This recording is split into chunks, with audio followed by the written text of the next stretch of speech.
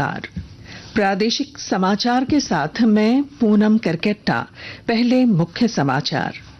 केंद्रीय सशस्त्र पुलिस बलों में कांस्टेबल पद की भर्ती में अब 10% पद पूर्व अग्निवीरों के लिए आरक्षित। सीबीआई ने नीट पेपर लीक मामले में मास्टरमाइंड रॉकी को किया गिरफ्तार। हजारीबाग से पकड़े गए ओएसएस स्कूल के प्राचार्य, उप प्राचार्य समेत 4 भेजे गए जेल। हिमाचल प्रदेश उच्च न्यायालय के मुख्य न्यायाधीश एमएस रामचंद्र राव होंगे झारखंड उच्च न्यायालय के मुख्य न्यायाधीश बीआर सारंगी की लेंगे जगह। राज्य के खाद्य आपूर्ति मंत्री बन्ना गुप्ता ने रांची में राज्य खाद्य और नागरिक आपूर्ति निगम लिमिटेड के गोदामों में पकड़ी गड़बड़ियां, दोषियों पर कार्रवाई का निर्देश। और राज्य में मानसून फिर सक्रिय, मौसम विभाग ने रांची समेत सभी 24 जिलों में बारिश का ऑरेंज अलर्ट किया जारी। 3 दिनों तक रुक रुक कर होती रहेगी बारिश। और अब समाचार विस्तार से। केंद्रीय बल पूर्व अग्निवीरों के लिए 10% आरक्षण लागू करेंगे। अग्निपथ योजना पर बहस के बीच केंद्रीय बलों ने इसकी घोषणा की है। सीमा सुरक्षा बल, केंद्रीय रिजर्व पुलिस बल, केंद्रीय औद्योगिक सुरक्षा बल तथा सशस्त्र सुरक्षा बल के प्रमुखों ने कहा कि पूर्व अग्निवीरों को आयु में छूट मिलेगी और उनके लिए कोई शारीरिक दक्षता परीक्षा भी नहीं होगी। केंद्रीय औद्योगिक सुरक्षा बल की महानिदेशक नीना सिंह ने कहा कि गृह मंत्रालय ने केंद्रीय सशस्त्र पुलिस बलों में पूर्व अग्निवीरों की भर्ती का एक बड़ा कदम उठाया है।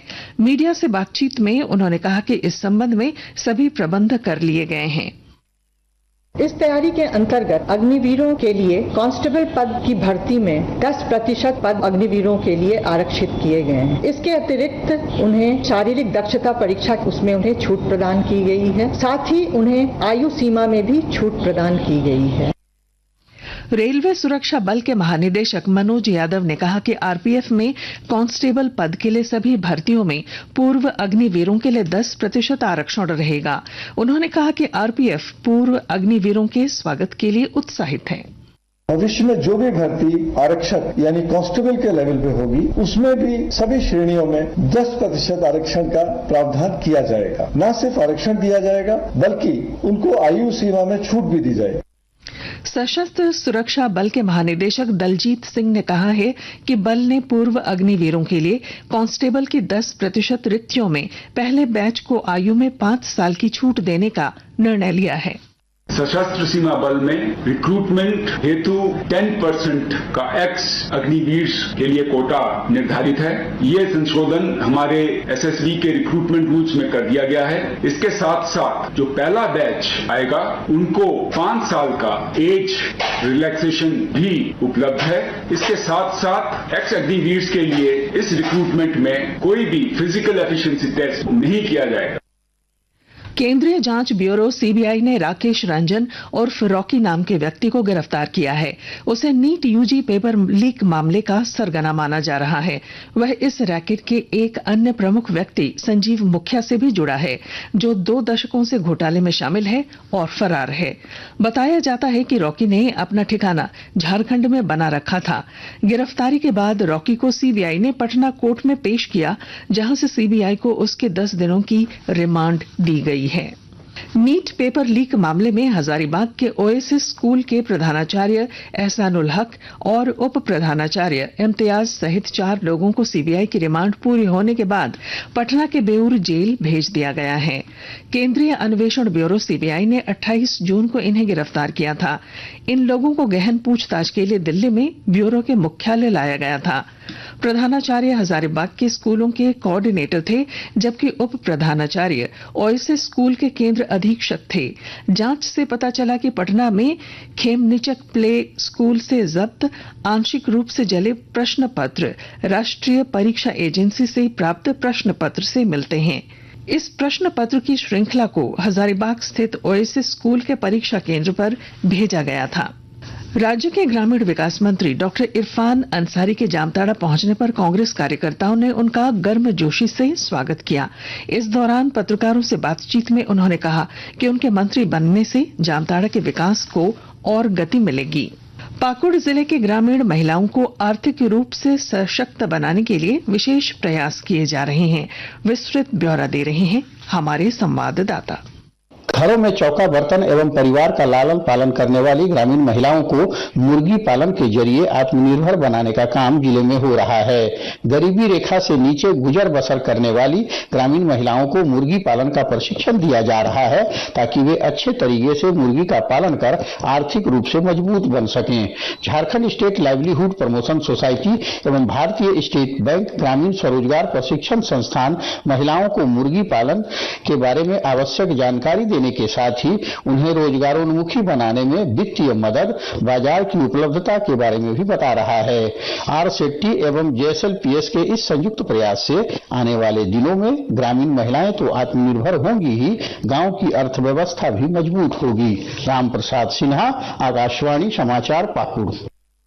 आकाशवाणी के ताजा तरीन समाचारों के लिए आप हमारी वेबसाइट newsonair.gov.in पर लॉग ऑन कर सकते हैं। ताजा समाचार X handle @AIR news alerts और Facebook page all India radio news पर भी उपलब्ध है। आप प्रादेशिक समाचार एकांश के एक्स हैंडल @AIR न्यूज _ और फेसबुक, इंस्टाग्राम पेज तथा YouTube channel AIR news Ranchi पर भी हमारे बुलेटिन सुन सकते हैं। प्रादेशिक समाचार आप आकाशवाणी रांची से सुन रहे हैं। हिमाचल प्रदेश उच्च न्यायालय के मुख्य न्यायाधीश MS रामचंद्र राव झारखंड उच्च न्यायालय के अगले मुख्य न्यायाधीश होंगे। उच्चतम न्यायालय के मुख्य न्यायाधीश DY चंद्रचूड़ की अध्यक्षता में हुई कॉलेजियम ने उनका तबादला झारखंड उच्च न्यायालय में करने की सिफारिश की है। झारखंड उच्च न्यायालय के मुख्य न्यायाधीश BR सारंगी 19 जुलाई को सेवानिवृत्त होने जा रहे हैं। उनकी सेवानिवृत्ति के बाद न्यायमूर्ति MS रामचंद्र राव झारखंड उच्च न्यायालय के मुख्य न्यायाधीश पद की शपथ लेंगे। राज्य के खाद्य आपूर्ति मंत्री बन्ना गुप्ता ने रांची के कडरू क्षेत्र में राज्य खाद्य और नागरिक आपूर्ति निगम लिमिटेड के गोदामों का औचक निरीक्षण किया। इस दौरान उन्होंने कई गड़बड़ियां पकड़ी, जिसके बाद 3 नंबर गोदाम को सील कर दिया गया है। मंत्री ने कहा कि इस मामले में दोषियों के खिलाफ विधि सम्मत कार्रवाई की जाएगी। 3 नंबर जो गोदाम है उसको सील कर दिया गया है, उसकी हम लोग विजिलेंस जांच कराएंगे। जो यहाँ पर जिन लोगों ने सामान की चोरी और कालाबाजारी की है उन पर भी हम विभागीय स्तर पर जांच भी कराएंगे। जरूरत पड़ेगी तो ACB की जांच कराएंगे, जरूरत पड़ेगी तो प्राथमिकी भी दर्ज करेंगे।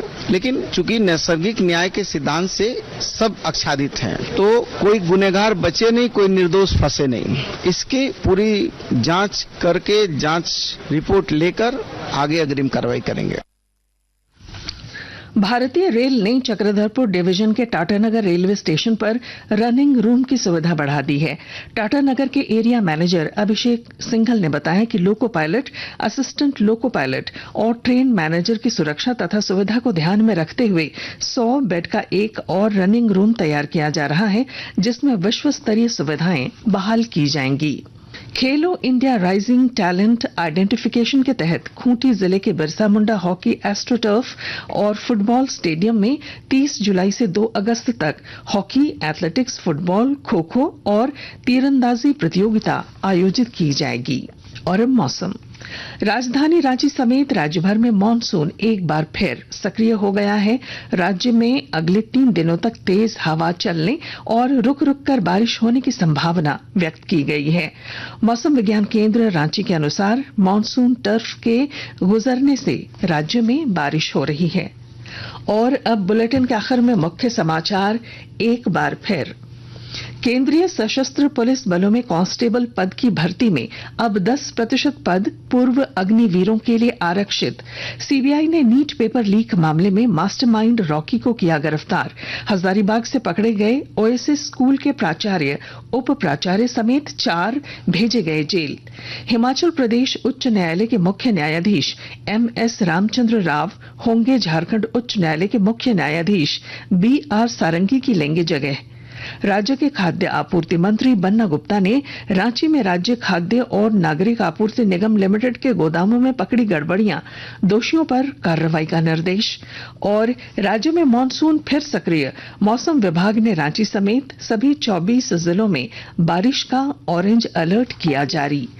और इसके साथ ही आकाशवाणी रांची से प्रादेशिक समाचार का ये बुलेटिन समाप्त हुआ। नमस्कार।